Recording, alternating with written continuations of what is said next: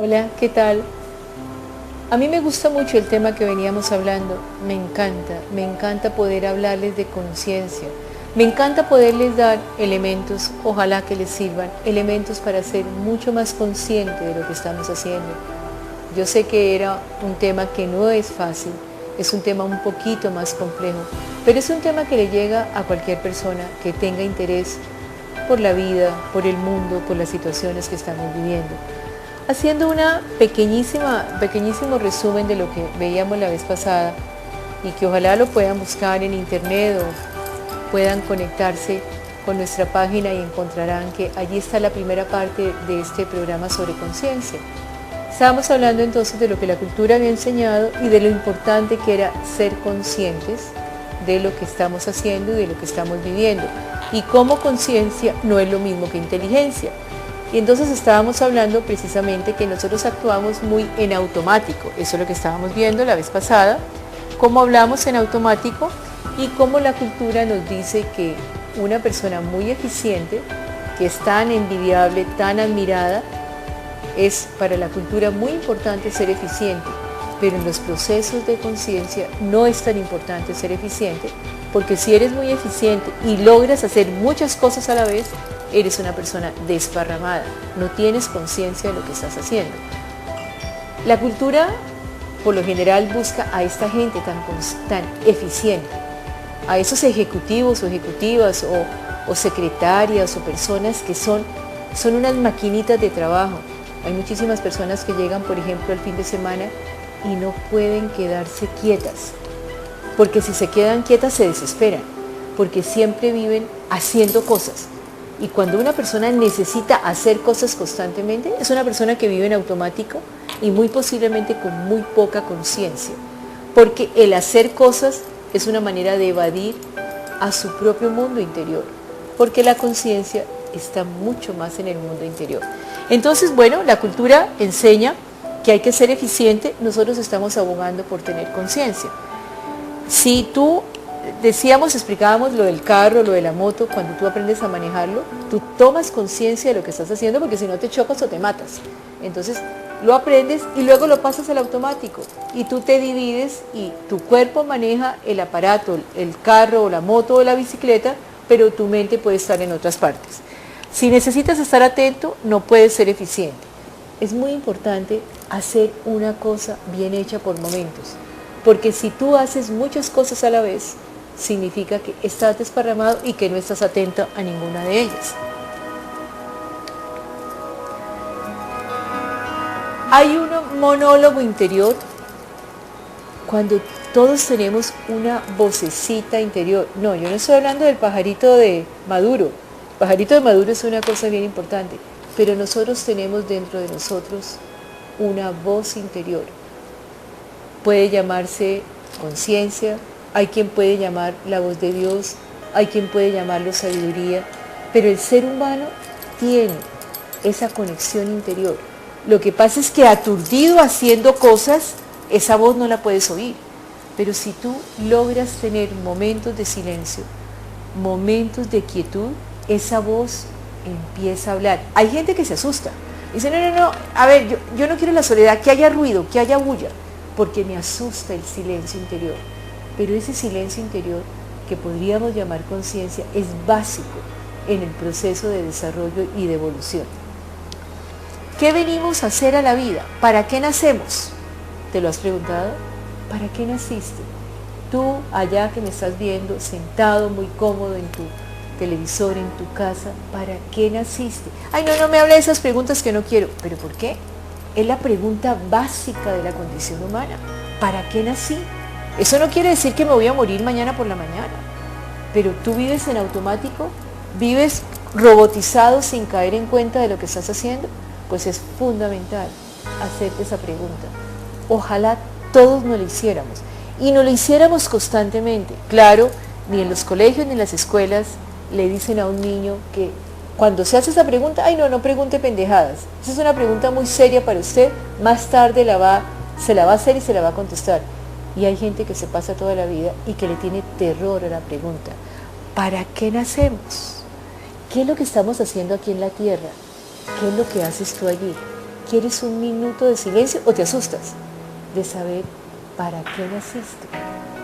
¿Qué estamos haciendo aquí en la tierra? Y es bien importante hacerte la pregunta. Claro, eso está conectado con otra pregunta, es ¿qué quiere decir morirse?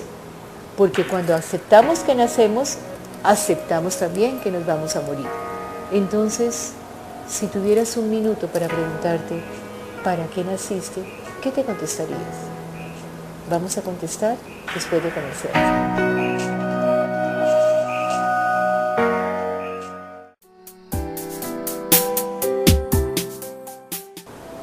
¿Para qué nacimos? ¿Se acuerdan qué era la tarea? Bueno, ¿para qué nacimos? Hay quien dice, nacemos para muchas cosas. Alguien puede haber contestado allá sentados en sus casas, no, yo nací para tener hijos. Lo que le da sentido a mi vida son los hijos. Válido. Hay quien me diga, no, pareja. Lo más importante de mi vida es tener una pareja. Hay quien pueda contestar, no, yo nací, vine a la vida para trabajar, para hacer dinero. Esas dos pueden ir muy unidas. Es totalmente válido que te lo puedas preguntar. Hay quien contestará, no, estudiar y servir. ¿Usted cree que hay mejor justificación en la vida que estudiar y poner los conocimientos al servicio de los demás? Y hay quien diga, no, la familia es lo más importante, o la rumba, también está servirle al país, servirle al Estado, ser un profesional de la medicina. Hay tantas cosas que las personas se contestan y que ustedes se pudieron contestar mientras que estaban aquí viendo el programa ¿Para qué nací? Pero fíjese, sorprendentemente, todas esas cosas son válidas, importantísimas, pero ninguna de ellas es indispensable. ¿Qué quiere decir eso? Si ninguna es indispensable, significa que podríamos prescindir de cada una de ellos. Si nací, ¿se puede vivir sin hijos? Claro que se puede vivir sin hijos. Si nací y de pronto soy heredero de una fortuna, ¿puedo vivir sin trabajo? Puedes vivir sin trabajo.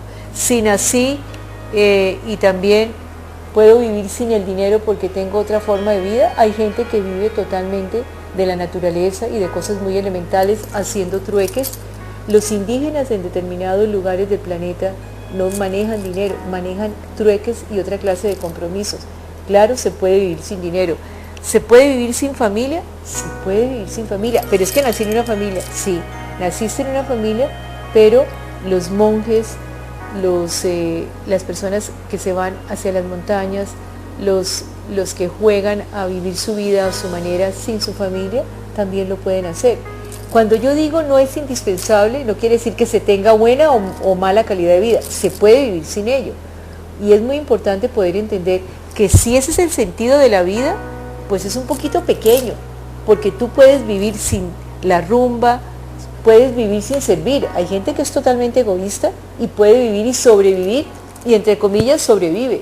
No sé qué grado de felicidad tendrá, pero puede vivir sin esto. Puede vivir sin estudiar, claro. Hay gente analfabeta que puede vivir sin estudiar y puede llegar en determinados casos a ser más sabia que la gente que ha estudiado, en determinados casos. ¿Hay gente que puede vivir sin pareja? Claro que sí. Entonces todo esto que podríamos considerar en la respuesta que nos pudimos dar, que yo nací para esto, puede que entienda que sin eso no hay necesidad de tenerlo y que yo pude haber nacido y no tener nada de esto. Y entonces, ¿para qué fue que nací? Bueno, ¿para qué fue que nacimos? Aquí hay una escalera de un niño que convierte en hombre o en mujer adulto. ¿Para qué nacemos? Nacemos para esto, para un crecimiento espiritual, para tener conciencia. Yo no estoy hablando de religiones, no hay necesidad de hablar de religiones, pero yo nací para tener conciencia. Muy bien, entonces, ¿qué quiere decir esto? Claro, llevamos casi 2 programas hablando de la conciencia, que no es la inteligencia. ¿Para qué nacemos?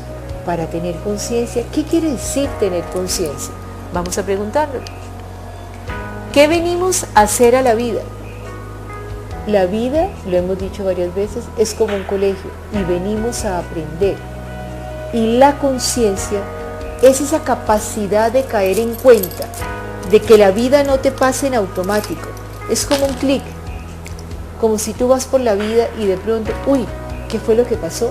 Muchas veces, miren la paradoja, muchas veces despertamos conciencia a través del sufrimiento, a través del dolor o a través de un problema o de una inquietud.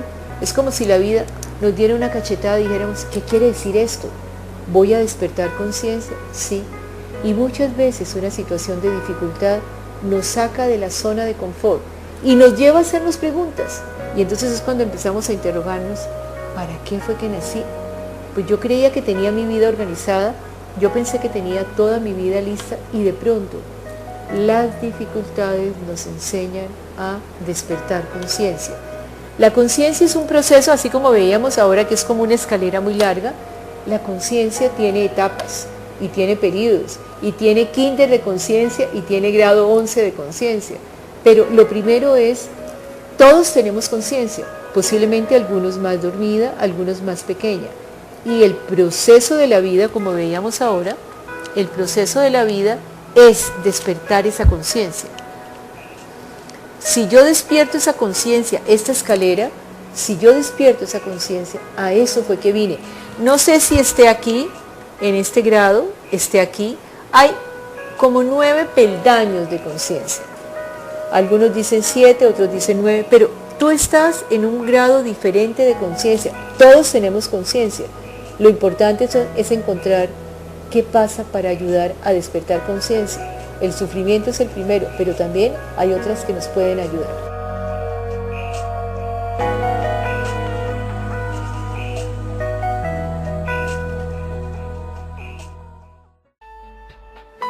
Bueno, entonces venimos a la vida a aprender, clarísimo, venimos a la vida a un aprendizaje. La vida es un colegio, aquí está muy claro, la vida es un colegio donde, fíjense lo particular, cada uno hace un curso diferente y aún en la misma familia, hijos y padres, los hijos pueden estar en un curso superior a los padres.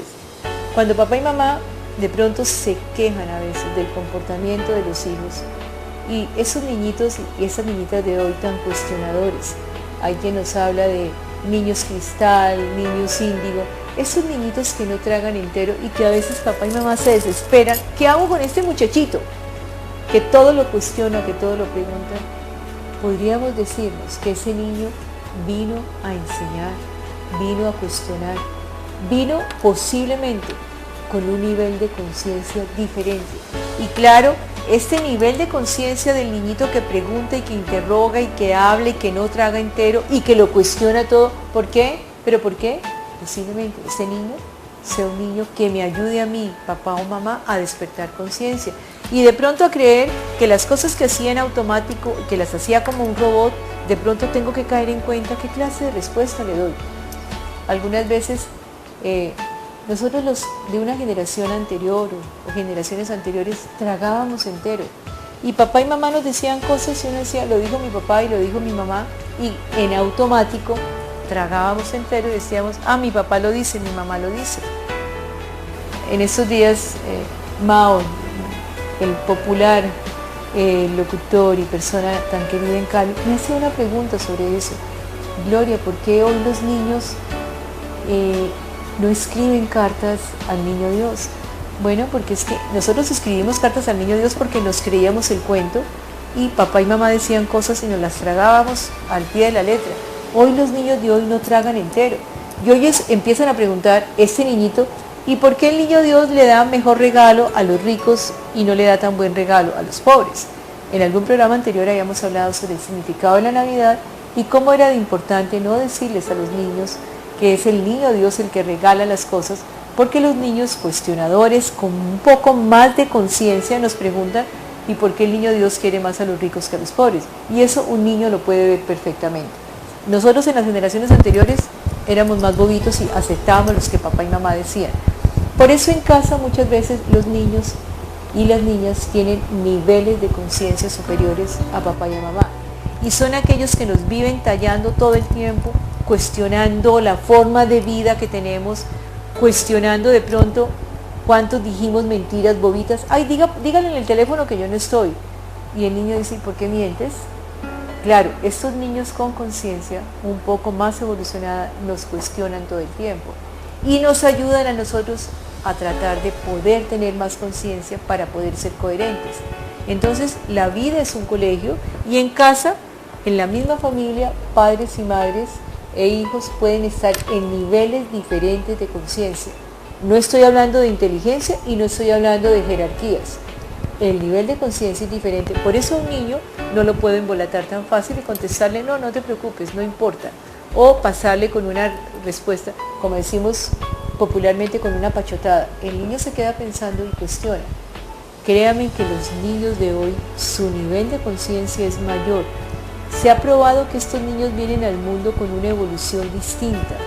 O sea que nos cuestionan y nos están obligando a papá y a mamá a preguntar, a revisar, a indagar. Otra vez se nos acabó el tema. Se nos acabó el tiempo, pero no el tema sigue y vamos a continuar hablando de este increíble tema de la conciencia. Los espero la próxima vez en el próximo programa y ojalá que puedan disfrutar y aprender un poco del tema de conciencia. Muchas gracias, que la pasen bien.